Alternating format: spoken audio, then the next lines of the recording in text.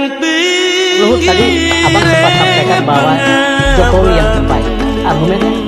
Ya sekarang kita lihat ya, jujur saya kan pernah menteri juga zamannya Pak Gus Dur, Menteri Perindak. Ya, saya juga pernah duta besar sebelum itu. Jadi saya lihat bandingkan, kemudian ada presiden-presiden berikutnya. Ya mungkin aja Anda menganggap saya subjektif, tapi dengan pengalaman saya sebagai tentara ini, tentu saya punya juga satu kriteria atau tolak ukur menilai seorang pemimpin kalau boleh menilai ya. Saya kira Pak Joko Widodo itu memiliki satu hal yang menjadi penting, yaitu keteladanan dalam bersikap, bertindak dan berpikir. Di Akademi Militer kami diajarkan dulu ada 3, tanggap, tanggung, terengginas. Beliau memiliki ini tiga. Jadi ada karakter gitu yang menurut saya sangat dipentingkan bagi seorang pemimpin. Karena beliau ini tidak ada korupsi di atas.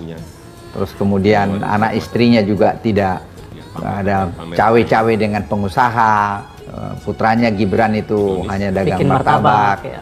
Nah, kita seperti saya masa berani nyuri. Saya selama 3,5 tahun tidak ada bisnis saya dengan pemerintah, satu pun tidak ada. Saya punya bisnis dijalankan profesional. Jadi mereka sama mau bisnis pemerintah, saya bilang jangan. Kau mau cari di luar urusan kau, tapi jangan dengan pemerintah. Kenapa? Saya malu dong sebagai seorang anak buah, sebagai seorang perwira, tidak bisa mencontoh anak atas saya. Karena saya percaya sebagai seorang perwira, waktu saya jadi perwira di Kopassus, ketauladanan itu kunci. Jadi ketauladanan, saya dulu instruktur terjun bebas, saya instruktur nembak, saya kuat lari, saya ikut dalam operasi-operasi militer, semua saya lakukan.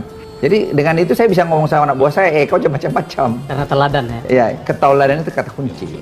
Saya lari, saya dulu di Gultori itu saya di tengah-tengah. Ya tidak mungkin lah saya menang semua, tengah-tengah.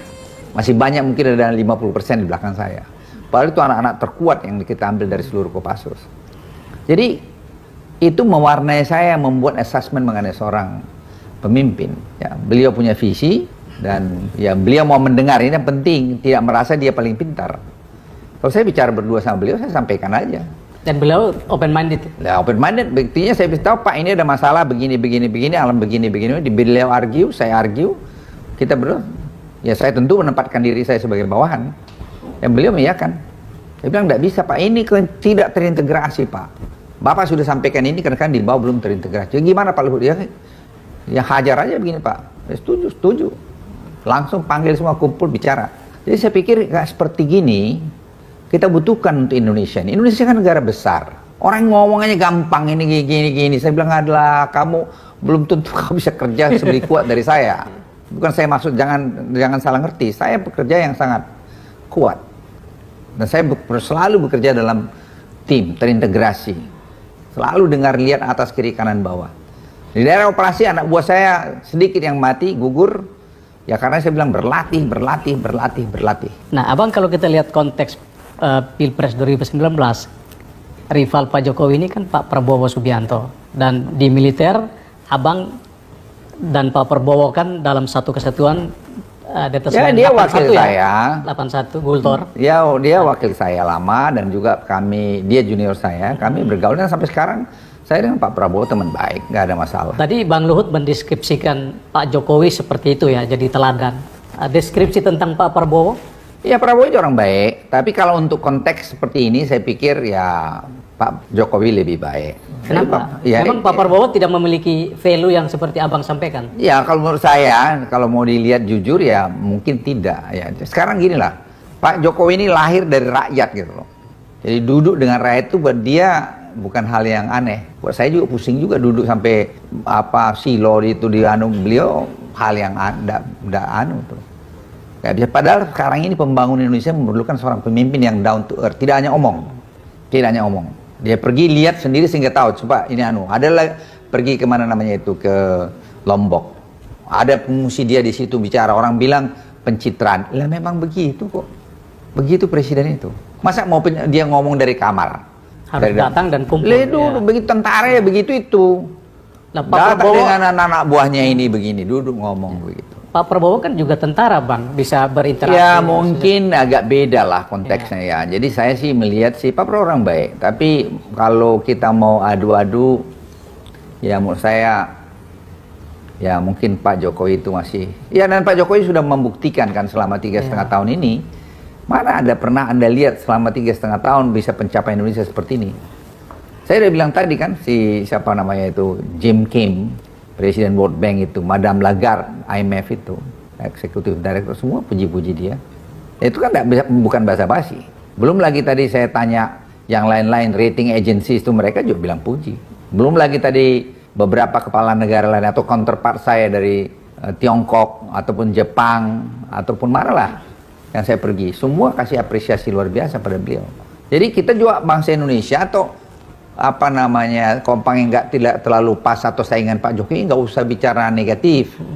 Bersaing boleh, tapi kita jangan mendidik anak-anak muda kita tuh jadi membangun kebencian.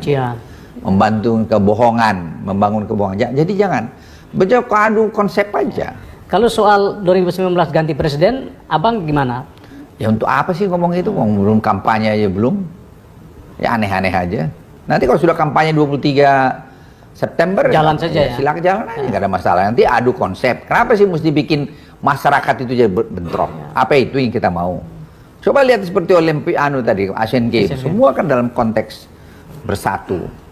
Apakah kau nanti mau ikut saya minum kopi? Padahal saya suka teh.